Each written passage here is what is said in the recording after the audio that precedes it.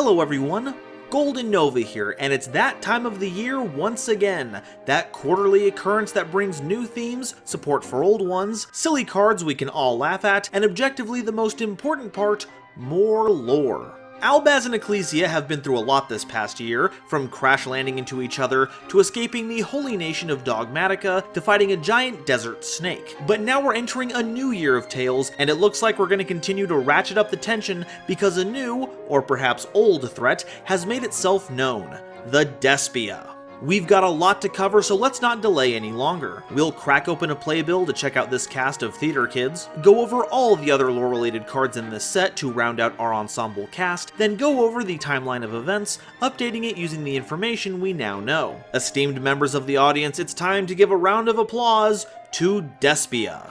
But before we continue, a quick reminder to please like and subscribe if you've enjoyed my content so far. We're on the road to 5,000 subs and you can help make it happen. Once we reach that lofty goal, I'll be making Heroes Explained, covering everything from Contrast Hero Chaos to Extra Hero Wonder Driver, and every related monster, spell, and trap in between. We've also got our Discord, where we've gotten pretty attached to Doodle Maximus, just look how happy they are, and a Twitter where you can stay up to date on channel news and my bad takes. And if you really like what I do, please consider joining my YouTube membership or Patreon, which you can find in the description, so you can get your name in the credits, as well as help determine which explained videos I make in the future. Thank you all so much for watching, and now, back to the video.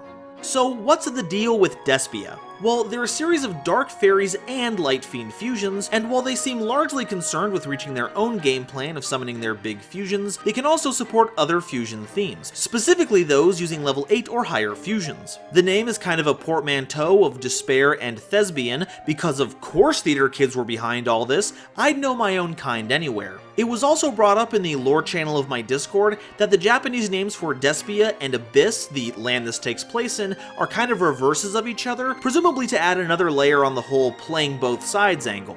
Wow, the church having a tyrannical hold on the people and their religion being used as a mask to hide their more demonic visages? Boy, I'm glad that Yu-Gi-Oh! Is completely apolitical. No commentary about how corrupt power structures can hide in plain sight using icons of purity and authority or anything. Let's start with our smaller monsters and work our way up from there.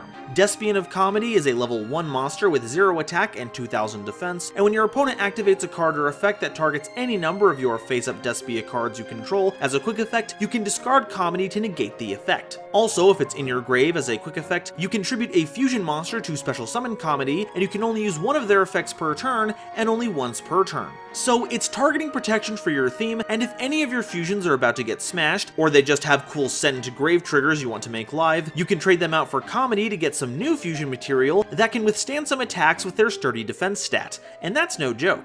Despian of Tragedy is a level 1 monster with 400 attack and 400 defense, and if they're sent to the grave or banished by a card effect, perhaps by, say, Fusion Summon, you can add 1 Despia monster from your deck to your hand. You can also banish Tragedy from your grave to target a Stigmatica spell or trap in your grave and set it to your field. Like Comedy, you can only use 1 effect per turn and only once per turn. Stigmatica support, very curious. But yeah, this monster is going to be your main extender. It replaces itself when used as fusion material, as well as being sent to the grave by something like Foolish Burial, and can get back your spells and traps, and from what we've already covered, those can get pretty powerful. It's just a shame that it limits you to only using one of these powerful effects a turn. Real tragedy, that. Albert, Jester of Despia, is a level 4 monster with 1800 attack and 0 defense, and if they're normal or special summoned, you can add a Stigmatica spell or trap from your deck to your hand.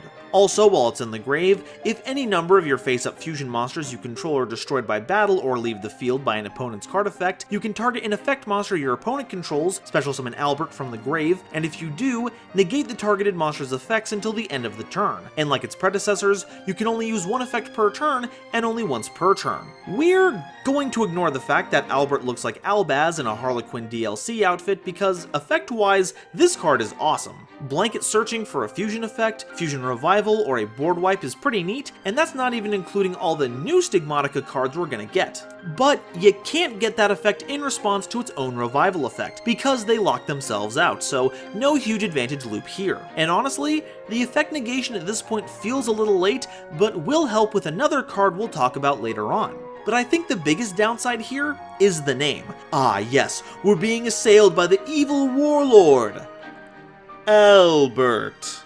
Dramaturgy of Despia is a level 8 monster with 3000 attack and 1500 defense, and if any number of fusion, synchro, xyz, or link monsters are special summoned, you can target any effect monster on the field and negate its effects until the end of the turn. Also, if Dramaturgia is used as material for a fusion summon from your hand or field and sent to the grave or banished zone, they get special summoned right back. And, here's the twist, you can use both effects in a single turn! Wow, very innovative. So, on top of having amazing stats for a body you can resummon, its ability to negate monster effects is very versatile. Note that Dramaturgia doesn't negate the effect of the monster that was summoned, rather that's the trigger to activate the effect. Then you can proceed to negate any effect monster's effects, meaning it can be used reactively or proactively, my two favorite kinds of actively. And I've gotta say, I love the flourishing motion. They're really getting into their new role as Drama King. Now we've got some fusions. Despian Quiritus is a level 8 monster with 2500 attack and defense, requiring any Despia monster and a light or dark monster. During any main phase as a quick effect, Quiritus can change the attack of every face-up monster on the field to 0 until the end of the turn, except for level 8 or higher fusion monsters. How convenient. Also, if it's face up on the field and in its owner's possession, and it leaves the field because of an opponent's card effect, you can add to your hand or special summon any Despia or Fallen of Albaz monster from your deck. Quiritus is a very interesting board breaker, able to punch over a large variety of monsters, though also nerfing your own board if it isn't chock full of gigantic fusions. But despite being a little on the mediocre side, it still looks hella menacing, and looks like it's out for blood. But whom does it seek? Our last monster is Despian Proscenium, a level 11 monster with 3200 attack and defense, requiring any Despia monster, as well as a light and a dark monster. During any main phase, as a quick effect, you can target a fusion, synchro, xyz, or link monster in your opponent's grave and either banish it or special summon it to your field. Also, when Proscenium destroys an opponent's monster by battle, you can inflict damage to your opponent equal to that monster's original attack or defense, whichever is higher. This card's effects are off the wall, and it's a shame it needs as many fusion materials as it does to get it onto the board. But once it's in circulation, it's a must-answer threat, stealing some of the best monsters from your opponent's grave, or just banishing them so they can't have it either, and burning your opponent on top of its massive attack stat means it's going to put an end to the game very quickly. It certainly knows how to upstage its compatriots.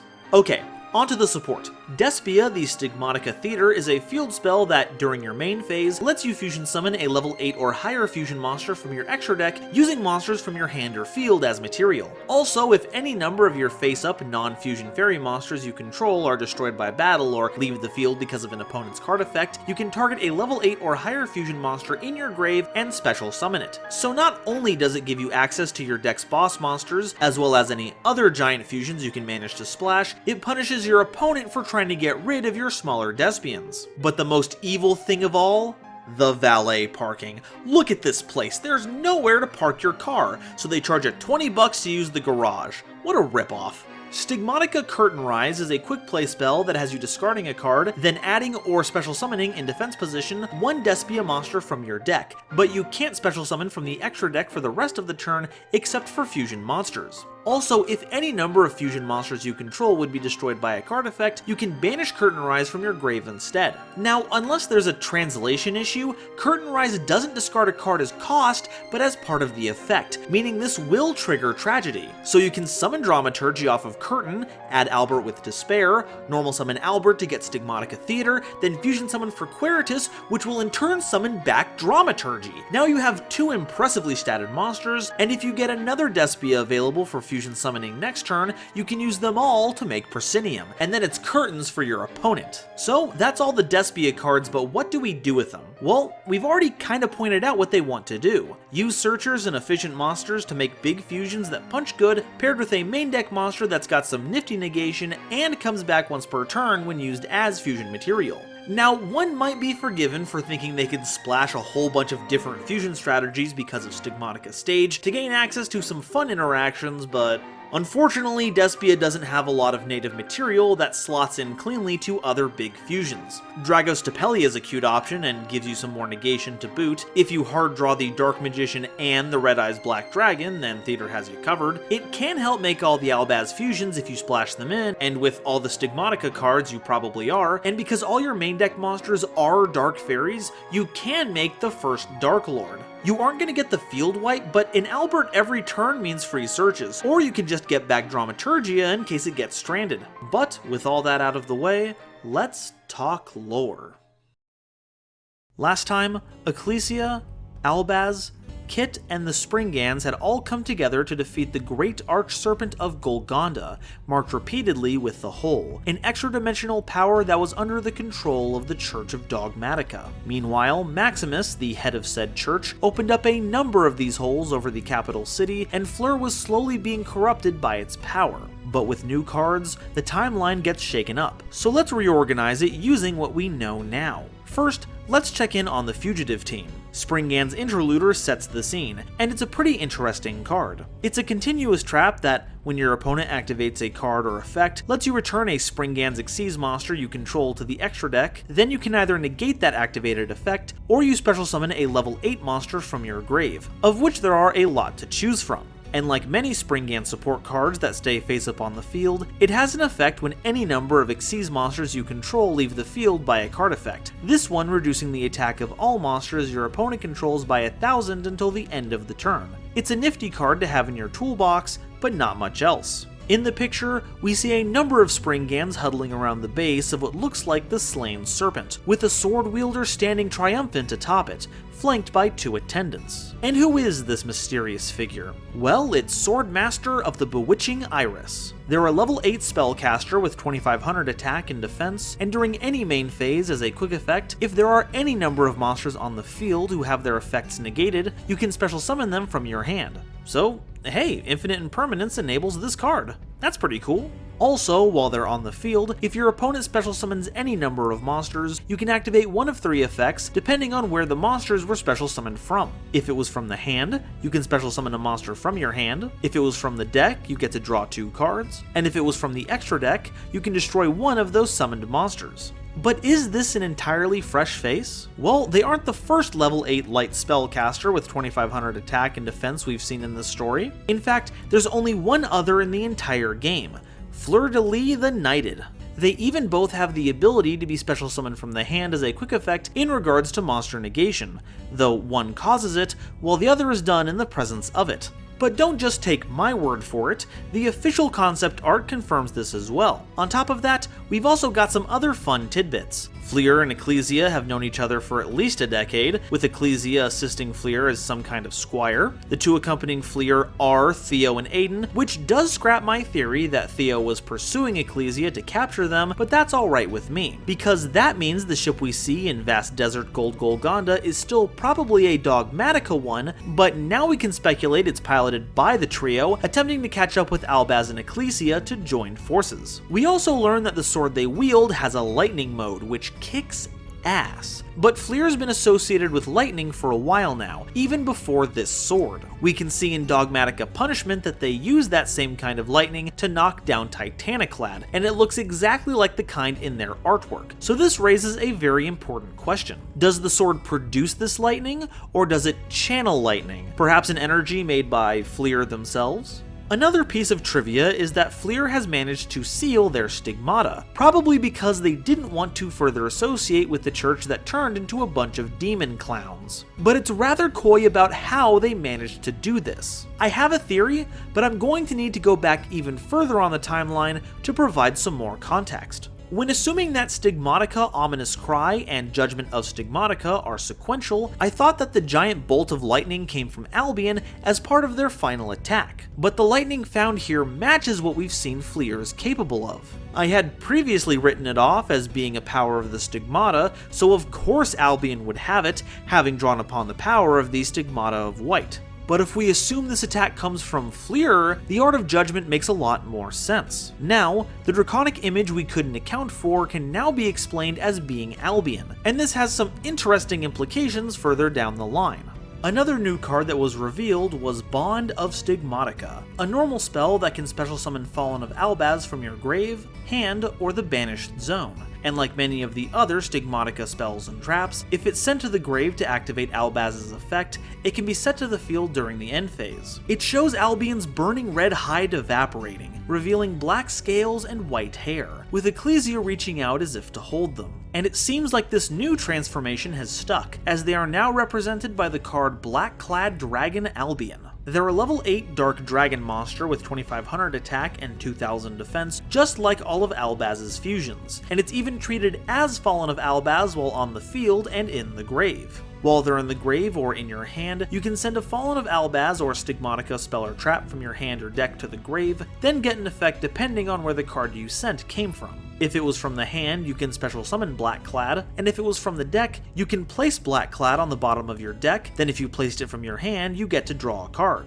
This has some wonderful implications for your other Stigmatica spells and traps, because if Black-Clad is in the grave when you activate that effect, the reset function of all those spells and traps will trigger during the end phase because it was named Fallen of Albaz at the time. I suppose that's why it lets you draw a card when you use the effect from the hand, because at that point the name replacement isn't applied. Now, from this point, the events of Springgan's Booty play out. Albion reverts to Albaz, and everyone celebrates over all the new loot, though it's a little less certain now where the loot came from. However, now that we've gone over the rest of the new cards, we can piece together that theory I was talking about earlier. See, we now have two instances of Fleer using lightning on Albaz in a powered up state and causing a form-changing effect. First when they were struck down as Titaniclad to reveal Albaz proper, and now with it striking Albion, turning them into Black-Clad. We know that Albion was empowered by the Stigmatica of White, and while we're still on the fence about how they became Titaniclad, I think it's safe to say that it has something to do with the Stigmata. So if we follow that line of reasoning, it may be that Lightning, or at least whatever version Fleer uses, has the power to counteract the Stigmata. So does that mean that Fleer took a bolt to the face to get rid of their 4 Stigmata? Well, actually, I do think that may be the case. Shifting our focus back over to Dogmatica, you'll recall the Dogmatica Albaz Knight. The armor was being slowly overtaken by the hole, and it appears that Fleer is inside, struggling to resist. My interpretation is that, while fighting off the corruption, Fleer, rather than succumb, decided to blast themselves with their own lightning. The armor takes the brunt of the damage, though also turns off their own Stigmatas, and stuns whatever force is taking over the armor more than expected. In this window of opportunity, Fleer escapes their walking prison, gathers Aiden and Theo, grabs whatever equipment and provisions they can, and makes a break for it, reasoning that the Tri-Brigade might not be the bad guys here. As for the representatives of Despia, it looks like, with the exception of Albert, all are possessed objects. Comedy and Tragedy look like some weapons and other detritus with masks on. Queritus is confirmed to be Fleer's armor in another piece of concept art, and we can see that Proscenium, on top of sharing many of Nexus's stats, has the same twin dragon head surrounding an altar look. The odd one out seems to be Dramaturgia, because they are a real person. Right?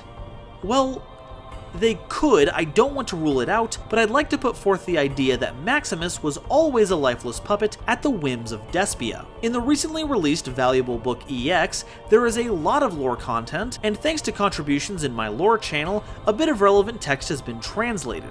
Maximus's 666 commandments. Very subtle. It doesn't go into every one of them, but it does go into a few which I assume are meant to be the most plot relevant. But the ones I really want to focus on are numbers 3, 4, and 6. You must never gaze upon the holy face of Maximus, you must never touch the holy body of Maximus, and you must never walk in the presence of Maximus. Now, all the given commandments are a lot of orders that prop up the divine nature of the church as well as its leader, and these 3 are no different, but they all seem antithetical to building up your image as a proxy of God. These tenets basically forbid a lot of traditional gestures of fealty, like kneeling before them, kissing some kind of ring, being immortalized in paintings and statues. Something's off here. But it would make perfect sense if they were orders meant to conceal the lifeless nature of Maximus. I posit that the head of the church is another artifact, just like Fleer's weapon, armor, and the Nexus, which leaves Albert as the only member of Despia that's some kind of organic life form. And oh goodness is Albert a huge mess all on their own. So yeah, they look very similar to Albaz. While their face is covered by an ornate mask, and they have large chains of holes emanating from their body, their hair matches up perfectly, and they both have the same kind of round gems on their forehead, chest, and the back of their hands, though Albaz's are white, whereas Albert's are red. So what's going on here? Well, I'm sure we won't know for sure until we get to examine the Despia in more detail, but my current idea is that Albaz hails from whatever land the Despia are from. In Nadir's Servant, we see Albaz falling through the hole, so it's still possible that they came from that other dimension, and if Albert is some kind of relative or clone, it stands to reason that that's where they come from as well. It's also possible that they share the same affinity for fusion summoning, as they not only have an effect that revolves around the mechanic while interfering with the opponent, they're also revealed alongside level 8 fusion monsters that they're associated with. To clarify, Albaz steals your opponent's monsters as fusion material, while Albert is summoned out if your opponent gets rid of one of your fusions while negating one of your opponent's effects. And while Quiritus isn't the fusion of anything, just the corruption of Fleer's armor, take a look at their wings. A number of eye shapes strung together with large red orbs in the center of each, not unlike the orb that's on Albert's forehead. And their fusions act in slightly different ways. The Albaz fusion triggers during the end phase when sent to the grave from anywhere, while Quiritus activates its grave effect immediately, but only if sent from the field. However, all of them can summon the Fallen of Albaz, so no matter what, there is a connection to our little dragon boy. Though the dragon part does raise some eyebrows. While Albaz is no stranger to type changing, Brigrand is a beast and Sprint is a machine, Albert is a fairy while the fusions are fiends, which is really frustrating because it makes it hard to pin down any connections, especially since I assume that Albaz is the base version, so why do they and Albert have two different typings? The only thing I can think of that could explain all this is another radical theory. There are no organic members of Despia, not even Albert. What we're looking at in this picture is Albaz proper, before the events of the story, and at this point, they're being controlled or possessed by the clothing they're wearing, a fate narrowly avoided by Fleer. Then, at some time just before Nadir's Servant, Albaz somehow breaks free, turning into Titaniclad, and when opening up a hole to escape, ends up crashing straight into Fleer and Ecclesia. Now, this can easily be disproven by having Albert show up in literally any card art that depicts the current time frame, but it hasn't done so yet, so the theory has some legs for at least a few months. The only other cards that remain to be analyzed are Curtain Rise and Theater. The first is pretty self-explanatory. The Tri-Brigade are fighting the good fight, but this time against Despia. The interesting twist here comes from Theater. Now, I still believe that Despia comes from the dimension beyond the hole, however, Theater does not seem to follow that pattern. It doesn't look like it dropped from the sky and left an impact crater, rather that it emerged from the hill that the Dogmatica Church was previously on. However, since we know that the religion of Dogmatica was already kind of a front for Despia, it's actually a lot less surprising that they had a secret giant underground theater ready to pop up when the invasion began. Honestly, it'd be kind of disappointing if they hadn't had one. This leaves us with two loose ends that have yet to be resolved. First is Dogmatica Genesis. We still haven't seen anything involving the saint being anointed in this card art, and it feels very weird that we haven't seen anything from them amongst all this chaos. So this is either a plot thread left dangling, or this is another example of a prologue image, but with no clear connection with anything as of yet, this one is still up in the air. The other point of contention is Dracrown of Mysterion. My assertion in the last video was that it's the fusion of Maximus and Nexus, having done so using the power of the whole before giving chase to Albaz and Ecclesia. However, with the recent reveal of Dramaturgia, that theory is looking a little less likely. Even though they share the same levels in battle stats, and it's a light fusion like the Despia fusions, and it has all the connections I pointed out in my last video on the subject, they're still not featured in any card art, nothing is called Dracrown or Mysterion, and while I still think it's much more than a coincidence, for now it has to take a break and wait for further developments. And so, that's where we leave our story. Fleer and Ecclesia have reunited in friendship, but will they continue traveling through the desert, or will they return to Dogmatica to stave off the Despia threat? And how long can the Tri-Brigade stand up to the relentless assault of the theater troupe from beyond the Veil? We'll just have to wait for the core set Burst of Destiny to be revealed, or with any luck, we'll get some more valuable insight from the valuable book EX once it's been fully translated. But I've done enough theorizing and wild speculation for one day, so now I want to hear from all of you. Let me know down in the comments what you thought of my interpretations, because as we've seen, my accuracy is definitely less than perfect, as well as sharing your own theories. And if you haven't already, please make sure to like, subscribe, and share this video around. It really does a lot to help me out. I'd also like to take some time to thank these wonderful Starlight Explorers who are helping to make this channel even better. If you'd like to help out and be featured here, please consider using the join button or supporting me on Patreon for a variety of perks. Every single one is a step towards getting to do this full time, so if you liked what you saw, you could be part of seeing even more of it. And if you want more videos where I explore the lore of this and other storylines, check out this playlist where you can catch them all. Thank you all so much for watching, and I'll see you next time. Bye-bye.